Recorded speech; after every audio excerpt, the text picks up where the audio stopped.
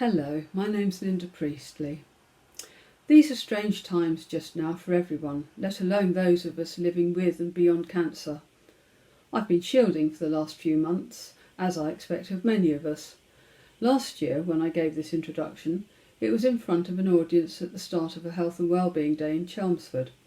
Today it's being recorded to act as a link between Mid-Essex Hospitals Trust and the Health and Wellbeing videos from the London Cancer Alliance, since we are unable to meet up in person for a health and wellbeing event.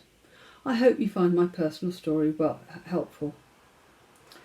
Nearly a year ago, I saw my younger daughter get married. A lovely day. 21 years ago, I wasn't sure I'd be here for my daughters during puberty, let alone see them married and grown up. We were living in Oxfordshire. I found a lump in March 1999 and was diagnosed with breast cancer with one lymph node involved. I had 2 young children and my self-employed husband was working away from home a lot of the time, including weekends. Treatment was tough and I relied a lot on friends and family. I had chemo, so lost my hair, a lumpectomy, an implant was installed and radiotherapy to clear up any stray cancer cells, although the response to chemo had been so good they weren't entirely sure this was necessary. We moved to Essex for my husband's work. I lost my support network and that was hard too, especially as my body started to react to the implant.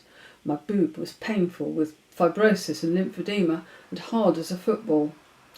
I underwent more surgery at Oxford. The implant was removed and replaced with a muscle from my back, which means I have a weird party trick which I am not sharing online. Until we moved, I had had a Macmillan nurse visit weekly. My GP felt it would be helpful, and it did help me, although I didn't realise how much at the time. I thought I should be strong, get back to fitness, and in a perverse way, thought that I should cope better than everyone else.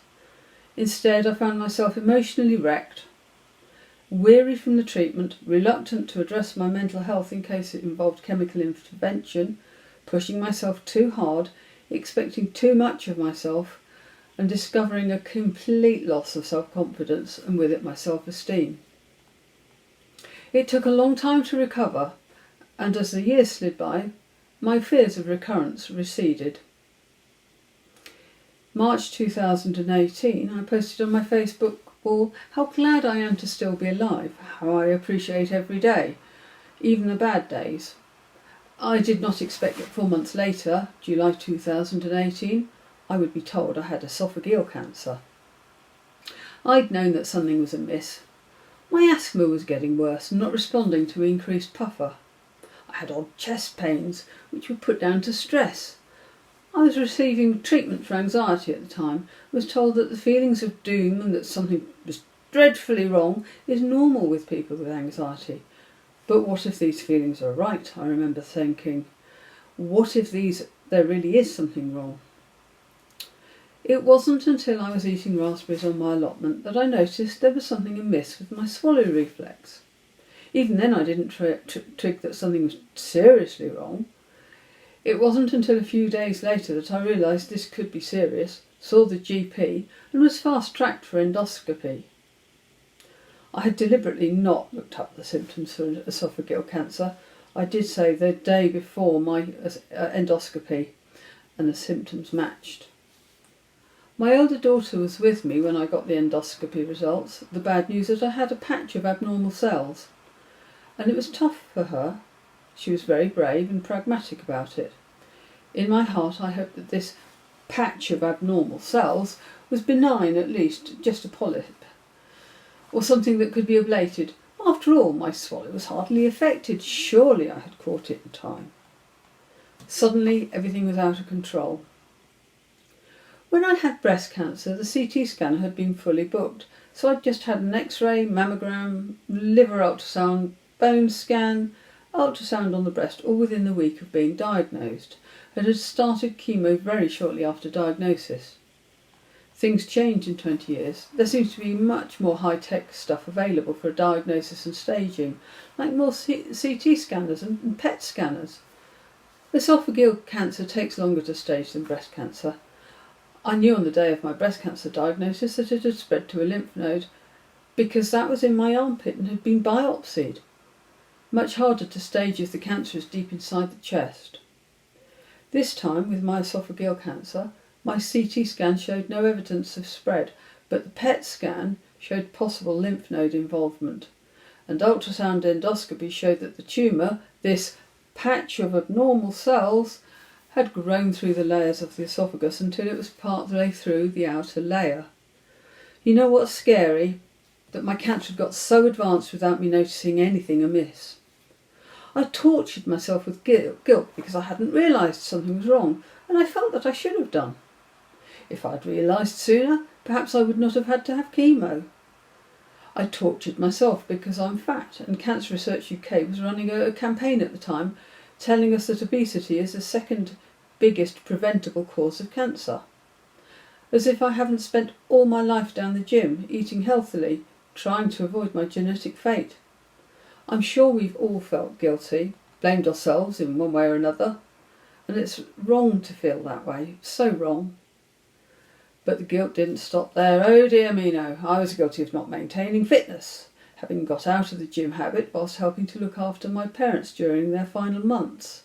So when I had my CPET test, which is an exercise test to see if we're fit enough for the operation, I came out as medium risk due to being overweight and aerobically unfit. I was sure the anaesthetist thought I was a donut-munching lazy bum, another blow to my self-esteem. To help reduce the risk, I joined the gym, trained until my chemo, then after chemo, and returned to the gym 5 weeks after my operation. It helped fight fatigue and improved my mood. Of course, I couldn't go down the gym during lockdown, but I have a new garden to work on, and that has kept me fit and helped safeguard my mental health. It's a rocky garden, and I have literally been gardening with a pickaxe. I rebuilt part of a dry stone wall that had fallen down. I mention this to show that, with time, it is possible to get some of our strength back after an operation. I hated the waiting times between appointments whilst they were staging my tumour. If it had spread further than the lymph nodes, they would not have operated, and every day that slipped by seemed like a day when the cancer could start to spread. I hated the way anxiety robbed me of the last vestiges of self-confidence, and I felt unable to voice my thoughts. I would make a list of things to say. Dr. George laughs when I bring out my list now. All the focus from the day of diagnosis is on what comes next, that cliched rollercoaster. The staging tests, the treatment, reining in fears about spread, the what-ifs, getting the PICC line inserted, having it flushed and dressed once a week, the chemo, knowing that once again I was going to have to put a brave face on losing my hair, that once again I would be feeling rotten for days, and then face it all again with the next dose. Smiling, joking even, for the sake of those around me, and for my own sake, truth be told. Telling the family was hard. Telling the world at large was harder. I'm a member of some wild food weirdie groups on Facebook, and I hardly dared mention my diagnosis because I just knew someone would tell me that cannabis oil would cure my cancer because their friend's mum's niece had been cured, allegedly, or turmeric, or the ketone diet, or worse, the alkaline diet, or cut sugar out, or eat dandelions. The scientist in me was howling at this because I know that though there might be promise in some of the research, at present the vast majority of evidence is in vitro or in animal studies, not in human trials. But people trot out these miracle cures because they've been hoodwinked by clickbait rubbish on Facebook. They are upset and they earnestly want to help. I joined a Facebook group for esophageal cancer patients and caregivers. That was such a good support, but we have to be careful of such groups because the advice might not actually be appropriate. But it's reassuring to share experiences with people going through the same thing. Not everyone understands. There are people who tell you, you've got to be strong. You've got this, they say, and you feel like screaming, no, it's got me by the throat, and however much I struggle, laugh, cry, however brave I am, or not, It won't alter the outcome, but they say it with love because that's what they hope, and the alternative is too awful to think about. You're so brave, they say. No, I'm no braver than anyone else going through this. We are brave, if that's the word, because we have no choice.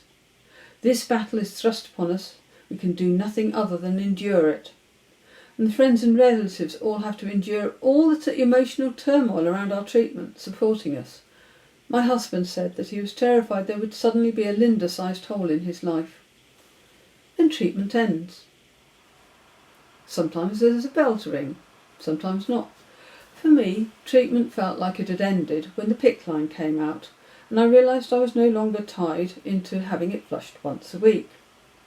I felt an emotional wobble then, as if I had become institutionalised and was back out in the big, scary world, responsible for myself.